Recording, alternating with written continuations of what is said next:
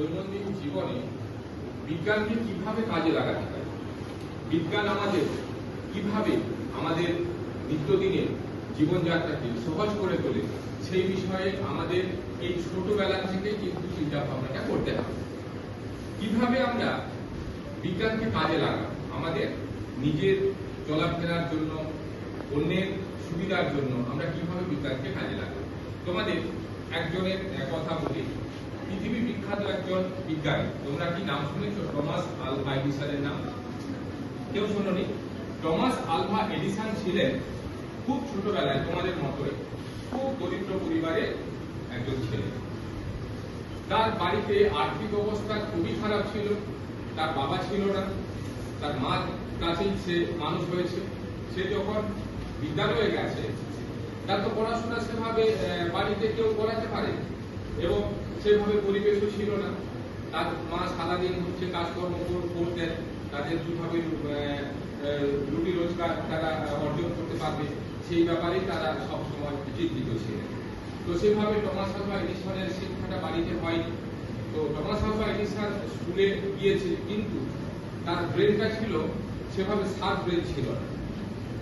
Sharp brain বলতে তো সেভাবে সে স্কুলে পড়াশোনা ঠিক মতো করতে পারত। তো বছরের শেষে যখন পরীক্ষা হলো, টমাস আলভা এডিসন ফেল করে গেল। তো কোনো সাবজেক্টে সে পাস করতে পারে। এই অবস্থায় স্কুলের প্রিন্সিপাল তার মাকে একটা চিঠি দিলেন। সেই চিঠিতে এমন কিছু তিনি কথা লিখেছিলেন, তো তার মা চিঠিটা পড়লেন। পড়ার পর তখন টমাস আলভাকে বললেন, চিঠিটা ছিল অবশ্যই খামে ভর্তি করা, খামে ছিটানো ছিল যাতে করে আলভা সেই চিঠিটা দেখতে না পায়। তো তার মাকে আলভা জিজ্ঞাসা করলো যে, মা, আমাদের প্রিন্সিপাল কি লিখেছে? তখন তার মা বললো যে, তোমাদের প্রিন্সিপাল লিখেছেন যে আপনার ছেলেকে পড়ানোর মতো এই স্কুলে টিচার নেই, মানে ও এত বেশি হাই কোয়ালিফাইড ছেলে যে ওকে আমরা পড়াতে পারবো না। আপনি ওকে বাড়িতে নিয়ে যান, বাড়িতে এসে দেখে পড়াশোনা করবেন বা অন্য কোনো টিচারকে পড়াবেন। তখন কি করবে আলভা? আর তো তার স্কুলে যাওয়া হবে না। তখন তার মা বললো, কোনো সমস্যা নেই, আমি তোমাকে পড়াবো। দিয়ে তার মা সেই আলভাকে ছোটবেলায় নিজের থেকে পড়িয়েছে। সেই টমাস আলভা এডিসন পরবর্তীকালে পৃথিবীর সব থেকে ভালো ভালো যে আমরা লাইট দেখছি, লাইটকে আবিষ্কার করেছে। এই যে লাইট জ্বলছে, কি আবিষ্কার করেছে? সেই টমাস আলভা এডিসন। এইরকম প্রায় 200-রও বেশি সে বিজ্ঞানের যন্ত্র তৈরি করেছে, যা সারা বিশ্বের মানুষের উপকারে লেগেছে। ছোটবেলায় যার পড়াশোনা সেভাবে প্রথাগত পদ্ধতিতে হয়নি, তো সেই টমাস আলভা এডিসন একদিন সারা বিশ্বকে কিন্তু চমক দিয়েছে। সেই জন্য তোমাদের বলছি, তোমরা তো 5 পড়ো, তো তোমাদের বলছি তোমরাও এমন কিছু করতে পারবে যাতে করে সারা বিশ্ব জন্য। তো দেখো বিজ্ঞান কোন জায়গায় পৌঁছে যাচ্ছে আস্তে আস্তে করে। আমরা সেই বিজ্ঞানের সুফলগুলোকে কাজে লাগাবো, চিন্তা ভাবনা করবো। আমাদের ইনোভেশন আইডিয়া, প্রত্যেক স্টুডেন্টের, প্রত্যেক ছাত্রছাত্রীর একটা নিজস্ব ইনোভেটিভ আইডিয়া রয়েছে, আবিষ্কার, যে সে কিভাবে নতুন নতুন জিনিস আবিষ্কার করতে পারে। তোমাদের এখন ফ্রেশ ব্রেন রয়েছে, এই ফ্রেশ ব্রেনই একমাত্র পারে নতুন কিছু জিনিস আবিষ্কার করতে। দেখো কেউ হয়তো হ্যান্ডিক্যাপ কোনো একজন লোক, রাত্রিবেলা কথা চিন্তা করে, রাত্রিবেলাতে ধরো একজন হ্যান্ডিক্যাপ লোক, তার হাত সে বাথরুমে যাবে, চারিদিকে রাত্রে অন্ধকার রয়েছে, তাহলে সে কিভাবে বাথরুমে যাবে? চারিদিকে তো অন্ধকার, সে কিভাবে যাবে বাথরুমে? আলো নেই, তাহলে সে কি করবে? তখন তার তো খুবই অসুবিধা হবে। তাহলে এই অসুবিধাগুলোকে আমরা সহজেই দূর করতে পারি। তার হাত নেই, তার সুইচ আছে, সুইচ দিলে লাইট জ্বলবে, কিন্তু সে তো সুইচ দিতে পারবে না, তাহলে সে কিভাবে আলোটা জ্বালাবে? তাহলে আমরা যদি কোনো একটা পদ্ধতি বের করে দিতে পারি সায়েন্সকে কাজে লাগবে, তাহলে কেমন হয় বলো দেখি? আচ্ছা, ধরো একটা বয়স্ক মানুষ, অনেক বয়স্ক মানুষ দেখো না, তাদের হাত পা ঠিক মতো চলে না, কিন্তু সে আস্তে আস্তে করে লাঠি ধরে ধরে যেতে পারে। বুঝছে কিনা? সে বয়স্ক মানুষ ধরে রাত্রিবেলা তার কোনো প্রয়োজন হলো বাথরুমে যাওয়ার বা ঘরের বাইরে যাওয়ার, তখন সে কি করবে? সুইচটা একটু দূরে আছে, সে কি করবে? তখন আলো কিভাবে জ্বালাবে? সে কি আলো জ্বালাতে পারবে? পারবে না, তার তাহলে অসুবিধা হবে। সেই অসুবিধাগুলোকে আমরা কিভাবে দূর করবো, তাহলে আমাদের চিন্তা ভাবনা করতে হবে। ধরো তোমরা ছোট বাচ্চা, সুইচটা আছে অনেকটা দেয়ালের অনেকটা উপরে, তাহলে তোমাদের ওখানে সুইচে হাত পাবে না, তাহলে তোমরা কি করবে তখন? হ্যাঁ, কি করে লাইটটা জ্বালাবে? ভাবতে হবে। তাহলে আমাদের ভাবতে হবে যে কিভাবে আমরা লাইটটা জ্বালাতে পারি। আমরা তো মুখে কথা বলতে পারছি, যাদের হাত আছে, তোমাদের ছোট বাচ্চা, তোমাদের দু হাত আছে, তোমরা হাততালি মারতে পারবে। তাহলে আমরা সহজে সাউন্ড ব্যবহার করে, কি ব্যবহার করে? সাউন্ড, শব্দ ব্যবহার করে আমরা সহজে এইরকম লাইট জ্বালাতে পারবো। আজকে আমি তোমাদের সেরকমই একটা ছোট্ট মডেল, নিজের হাতে বানানো একটা মডেল তোমাদের সামনে এনেছি। এই যে দেখো মডেল, এই মডেলটা খুব অল্প টাকাতে তৈরি করা যায়, সম্ভব। এই মডেলটা পরবর্তীকালে আরেকটু আপগ্রেডেশন আমাদের করতে হবে।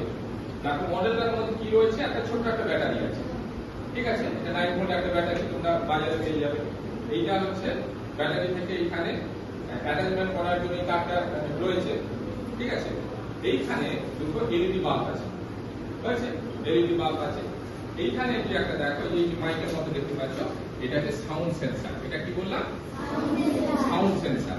আচ্ছা, এইখানে রয়েছে একটা ক্যাপাসিটর, বুঝেছো কিনা? এইখানে হচ্ছে দুটো ট্রানজিস্টর রয়েছে, আর রয়েছে তিনটা রেজিস্টার, একটা 10K, একটা 100K, আর একটা হচ্ছে 1M। এই তিনটে রেজিস্টার রয়েছে। এগুলোর দাম কত? এটার দাম হচ্ছে 20 টাকা, এটার দাম 5 টাকা, এটার দাম 2 টাকা। এই যে রেজিস্টার গুলো দেখতে পাচ্ছ, তিনটে রেজিস্টার 1 টাকা করে দাম, ঠিক আছে? এগুলোর দাম হচ্ছে 1 টাকা, এটার দাম 5 টাকা, আর এই মাইক্রোফোনটার দাম নিয়েছে 2 টাকা। তাহলে আলটিমেট আমরা 30-40 টাকার মধ্যে বা 50 টাকার মধ্যে সহজে আমরা এই মডেলটা বানিয়ে নিতে পারবো। এবার এই মডেলটা কে আমরা বলছি ক্ল্যাপ সুইচ। ক্ল্যাপ দিলে আলো জ্বলতে থাকে, ক্ল্যাপ দিলে আলো জ্বলতে থাকে। এটা একটা কানেকশন করা নেই, তাহলে এটা কানেকশন করে দিই। কানেক্টর, হ্যালো হ্যালো হ্যালো, হাততালি দাও।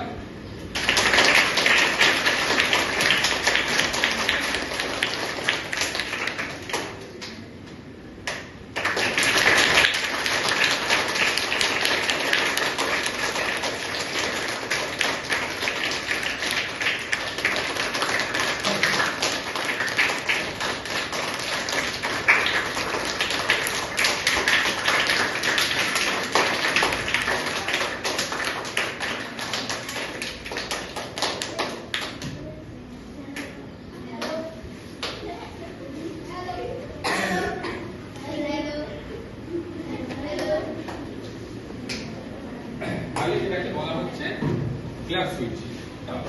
তাহলে এর সাহায্যে দেখো, এইটা মডেলটা আরেকটু আপগ্রেডেশন করতে হবে, আমি অতটা সময় পাইনি। এর আপগ্রেডেশনটা কি হবে? এখন আমি কথা বললেই আলোটা জ্বলছে, কিন্তু আলোটা স্টে করছে না, আলোটা স্টে করছে না। এখানে জাস্ট হাততালি মারবো, আলোটা স্টে হবে, আবার হাততালি মারবো, আলোটা নিভে যাবে। কেমন হবে বিষয়টা? কেমন লাগবে? ভালো লাগবে? তাহলে সহজে এর ইমপ্লিমেন্টেশনটা আমরা সহজে করতে পারবো। তাহলে বাথরুমে গেলে হাততালি মেরে দিলে আলো জ্বলে গেল, আবার বাথরুম থেকে যখন বেরিয়ে এলে হাততালি মেরে দিলে আলো নিভে গেল। কেউ সাউন্ড করলো, আলো জ্বলে যাও, আলো জ্বলে যাবে, আবার বলবে আলো নিভে যাও, আলো নিভে যাবে। এর আপগ্রেডেশনটা আমি এই ছুটির মধ্যে করে দেবো। আপাতত এটা সাউন্ড হলে আলো জ্বলবে, ঠিক আছে? এটাকে আমরা বলছি ক্ল্যাপ সুইচ, মানে ক্ল্যাপ দিলে হাততালি মারলে এটা সুইচ। দেখো এটা গানের তালে তালে কিভাবে সাউন্ড, আমাদের যে বিভিন্ন ধরো যে প্রোগ্রাম গুলো হয়, দেখো না যে মাইকে গানও বাজে, সেই সঙ্গে সঙ্গে তার সঙ্গে সঙ্গে সেই তালে তালে লাইটও জ্বলে, দেখেছো তোমরা?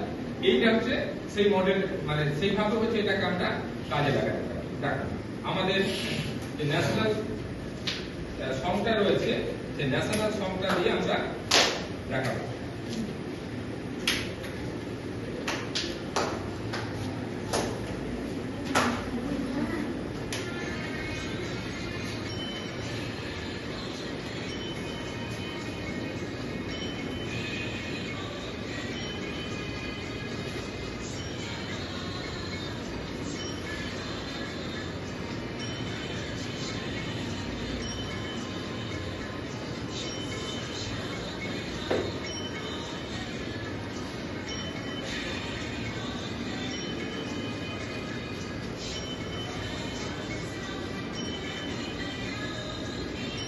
তাহলে দেখতে পেয়েছো যে গানের চালে চালে আলোটাও চলছে।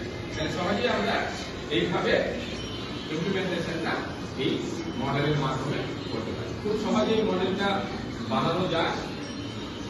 তাহলে তোমাদের আমি এই কারণেই মডেলটা নিয়ে এলাম যে যাতে করে তোমরাও এই ব্যাপারে খুব ইন্টারেস্টেড হও।